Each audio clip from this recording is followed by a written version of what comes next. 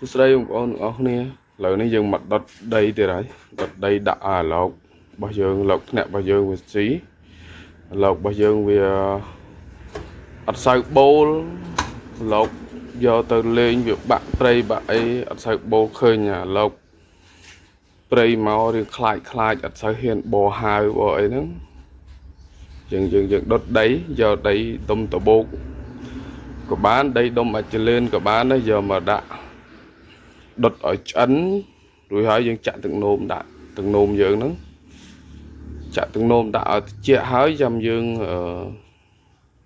យកទៅដាក់ឲ្យឡោកដាក់ចូលក្នុងទ្រុងឡោកដាក់ទាំងដុំចឹងហ្មងឲ្យឡោកស៊ី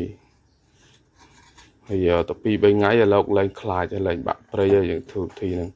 ពេលណាដែលយើងពេលយើងទុកឲ្យត្រជាក់ដីហ្នឹងហើយយកមកដាក់ឲ្យទ្រុងឡោកឥឡូវឡោកចាប់ផ្ដើមចាក់ស៊ីអាដីហ្នឹងហើយ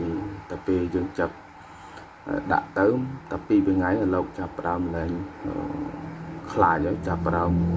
បោខ្លាំងឡើងវិញរហូតទៅដល់ទៅហ៊ានទៅជួលម្ចាស់វិញទៅផងពេលខ្លះរបស់ឡោកបងប្អូនចំយូរហើយអាចលូកដៃទៅអាចនឹងរកចឹករកជួលដៃរបស់យើងវិញហ្នឹងវាខ្លាំងចឹងហើយវិធីធ្វើអត់មានអស់លុយអស់អីទេ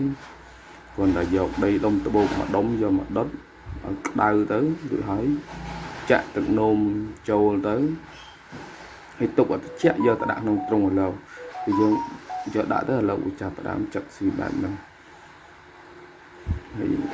វិធីហ្នឹងគឺងាយស្រួលធ្វើទេហើយខ្ញុំចេះមកពីតានៅក្នុងភូមិគាត់អ្នកលេងឥឡូវពីមុនមកដែរហើយវៀតណាមក៏គេប្រាប់ចឹងដែរវៀតណាមប្រាប់ខ្ញុំចឹងដែរវិធីធ្វើងាយទេបងប្អូនអាចយកធ្វើបានអាចសាកបានតែគឺដុតដីហ្នឹងដុតឲ្យក្តៅឆ្អិនឲ្យសព្វល្អរួចហើយចាក់ទឹកនោមដាក់អាពេលពណ៌ក្តៅលើកចេញពីភ្លើងមកចាក់ទឹកនោមដាក់មកចាក់ហើយទុកឲ្យត្រជាក់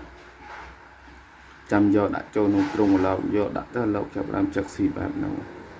អរគុណច្រើនបងប្អូនវីដេអូមានតែប៉ុណ្្នឹងទេ